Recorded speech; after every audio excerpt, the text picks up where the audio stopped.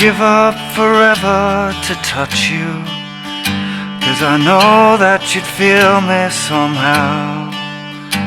You're the closest to heaven that I've ever been, and I don't wanna go home right now.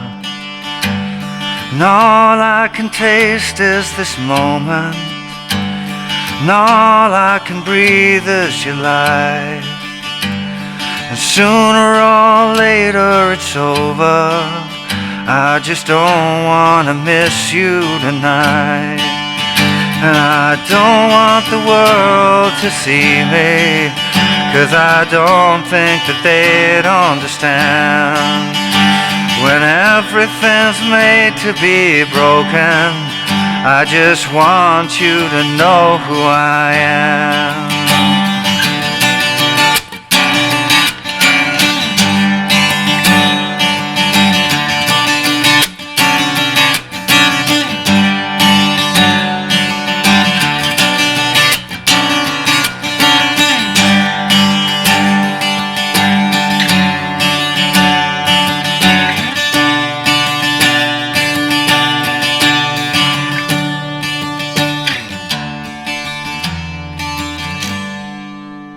Hey, how you doing? Justin here. Today we are checking out Iris by the Goo Goo Dolls. Man, this is a classic tune. I remember the very first time I heard this, I was teaching at this posh boarding school in England called Wellington College, and it was like on one day, nearly all of the kids that I was teaching all came in with the same song and said, I want to learn this. And actually, I really struggled to work out what was going on. And it was only recently that I saw a fantastic video by Tim Pierce, who happened to play the mandolin and the slide guitar and all these other incidental guitar parts on that record. He did a video about his session, and he interviews the producer and the orchestrator. Fascinating video. I definitely recommend that you go and check it out because it's really cool.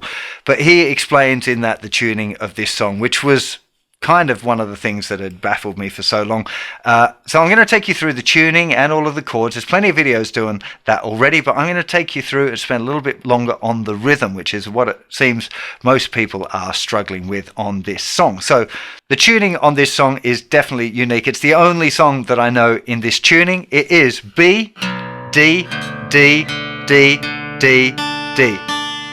Now that's an interesting one. So the thicker string is tuned down to a B and all of the others to a D. The thinner string starts life as an E and you tune it down one tone so it becomes a D. The second string is usually B and you've got to tune it up to a D. So I would recommend as you're tuning that up, maybe just leaning back a bit in case it pops. If I was like spending a lot of time in this tuning, I'd put a thinner string on the B string to help with that rather than trying to tune this one up. I haven't changed strings at all in this particular circumstance, but that's what I would do if I was recording with the tune or playing it often. I would be having a guitar with a different gauges of strings on. The G string goes down to a D, so no problem there. The D string stays as a D, it's the only one that does. The A string goes all of the way down to a D as well, so that's quite a large drop. Again, if I was spending a lot of time in this tuning, I'd be putting a thicker string on that string. I'd probably put the E string on there. And the thicker string goes all of the way down to a low B. That's very, very low. Again, I'd probably put a thicker string than usual on if I was staying in this tuning very often. One of the interesting things is that the character of the tuning is that the strings are not quite in tune. Now, I've tried to get them as close as possible, but every time I go to check, they've moved a little bit, and I think that adds to the kind of the chorus effect of those Ds. If they were exactly the same, you'd lose some of that effect. So it's that the fact that they're ever so slightly out a little bit gives it that kind of chorus effect, which is what you want. So aim for being perfectly in tune, but don't worry if it goes a little bit drifty. So I'm going to start by taking you through the fretting hand because it's relatively simple, and then we'll go into a little bit more detail about what's going on with the rhythms. So we're starting off with the first finger in the 9th fret on the 5th string, little finger on the 12th fret of the 4th string. Kind of a B minor-y kind of sound, I guess. So the riff is doing this, and then dropping down to the 3rd finger, and then probably a hammer on with a little finger. I've been finding it a bit easier to do a slide. I'm just sliding my little finger up. You might find that easier, or I might find it easier with the 3rd finger. Don't think it really matters. The next chord we want is this chord. Not even sure what to call this chord. Some sort of G, I guess. third finger in the 5th fret on the 5th string, little finger in the 5th fret on the 4th string, all the rest open, muting the thicker string at this point. So just using the tip of my third finger there to mute the thicker string. Now I'm doing this little finger. Little finger comes off and drops down to the second finger. So you get da da da da da da da da. Little finger, third finger, off, second finger off. Okay, so the riff.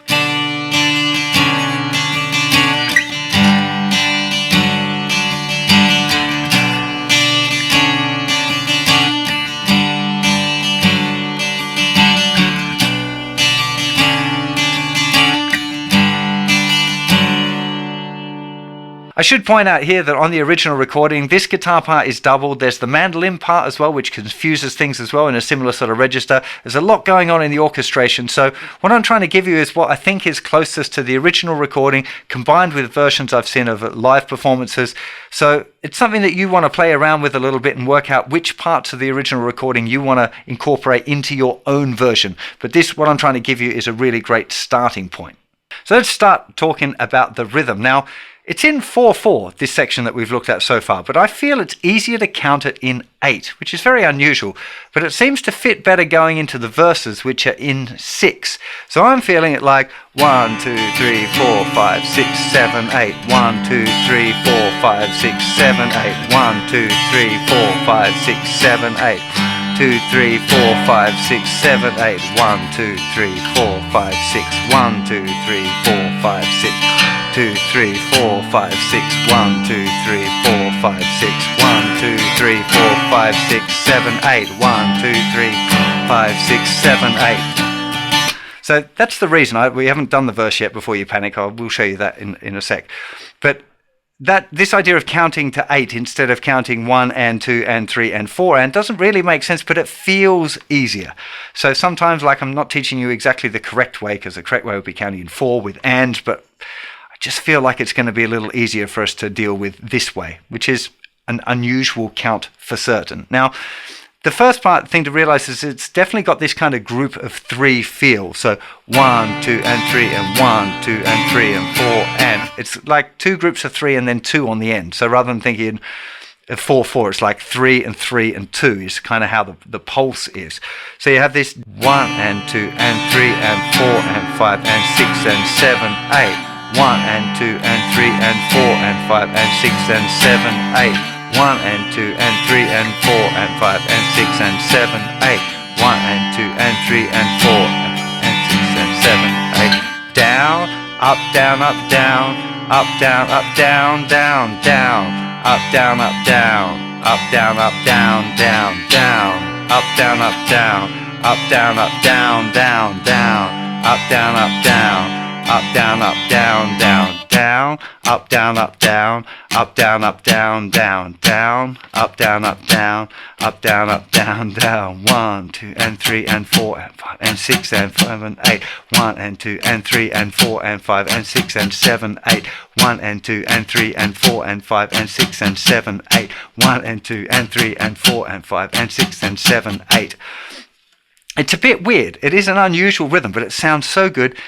Like most songs, really, it's much better to learn it by listening. So I'm giving you the count for people that are struggling with the rhythm. If you pick up the rhythm naturally just by listening to the original recording, then great. That is the best way to learn rhythms, is listening to it and then copying it. But sometimes, especially a song like this that's a little bit weird, it can be helpful to understand what is going on here. So hopefully being able to see it there up on the screen, remembering that pattern. Down, up, down, up, down, up, down, up, down, down, down, up, down, up, down, up, down, up, down, down. Making sure that you're keeping that hand moving consistently.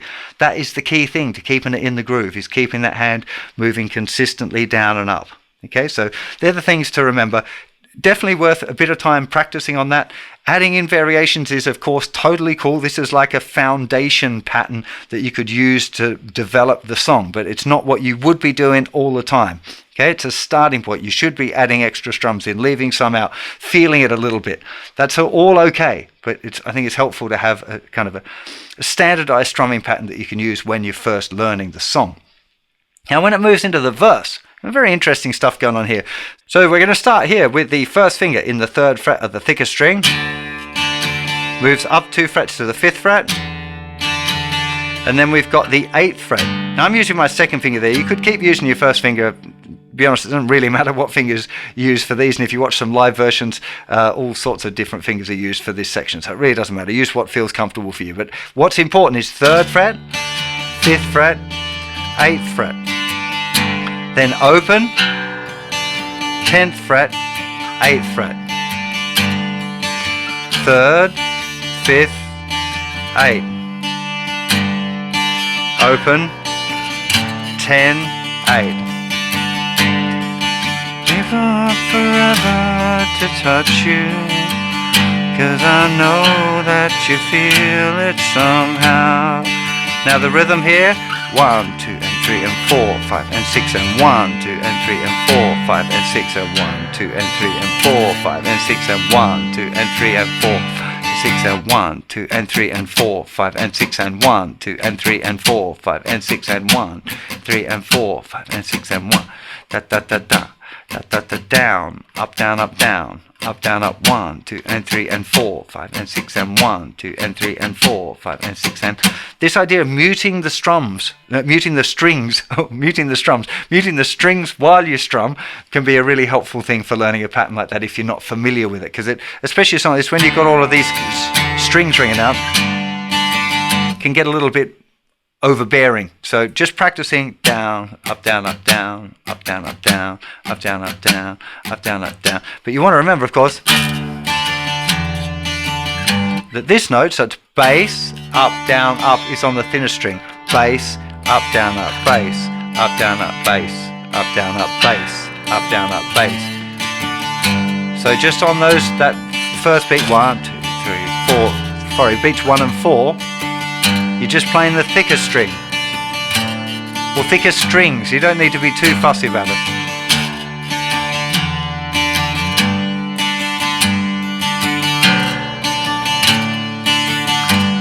Beautiful thing about this tuning, like nearly all of the strings are in tune.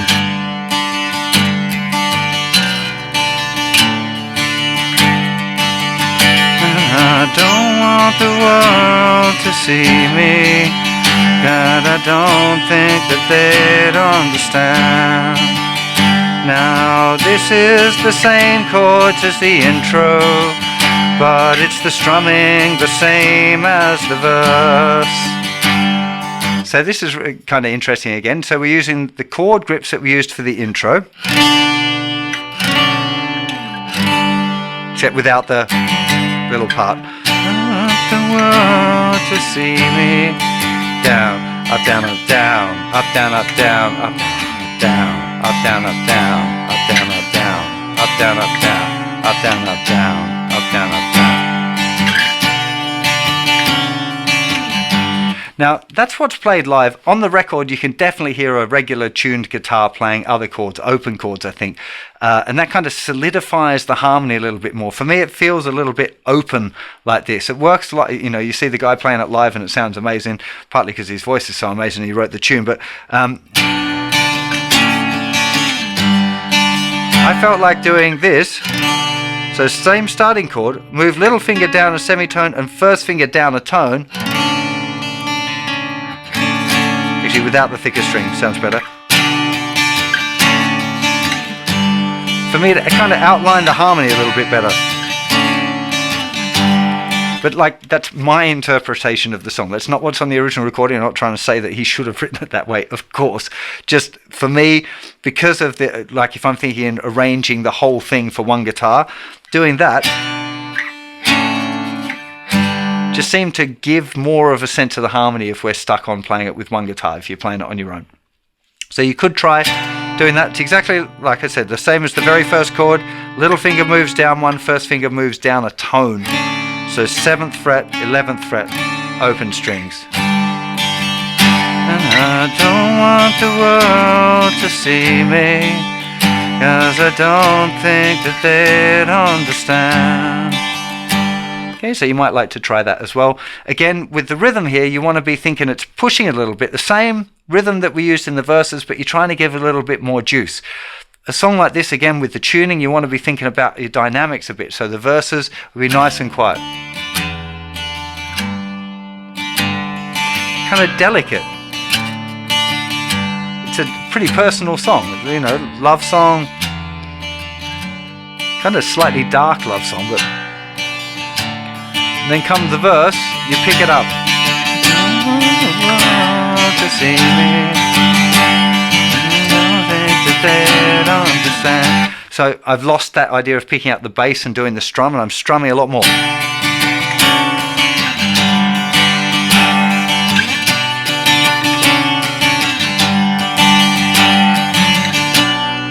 Just trying to pick it up a bit. It gives this kind of the dynamics you can use to separate the sections of the song, so it's very clear where you are in the verse and where you are in the chorus. If it's the same dynamic range all the time, like it's all the same volume all the way through, it does get a little bit boring for the listener. So you want to stay aware of that, particularly when you're playing it on your own. In a band context, you've got different instrumentation, different orchestration that you can use to do that same effect on your own. You need to be a little bit more aware of those kind of things. Now, the other section, real amazing section of this song.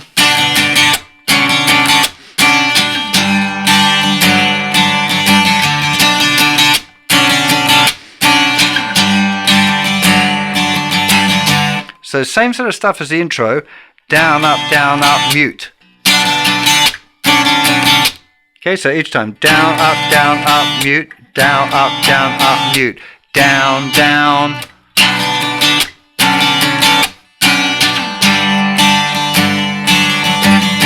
That's the rest of it's exactly the same as the regular intro.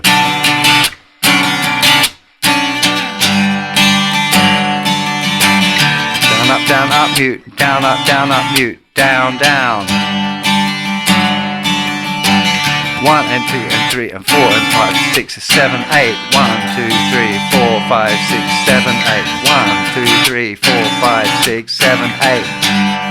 It's actually really hard to count. It's really hard. I'm finding it difficult to count to 8 like that because it's so unusual. But that section, amazing part of the song, again, if you're playing this in a campfire situation, being able to work into that part, it's just like, that's well cool. Now, after you've done it a couple of times, it goes into the guitar solo part, Tim's beautiful slide playing. So it would finish here and go into a slightly different rhythmic feel. So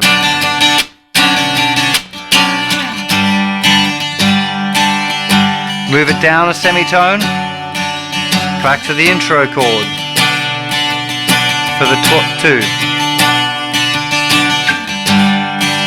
This one, the G. So move it all down, I think is better. Now I think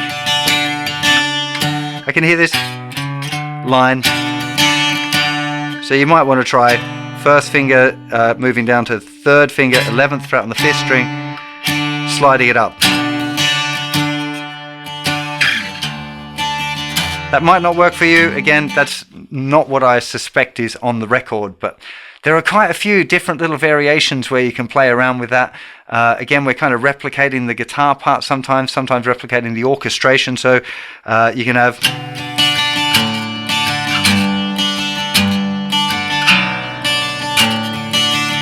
So instead of having open, 10, 8, you can have 12, 10, 8. That also works. So there's a few different ideas that you can play around with here.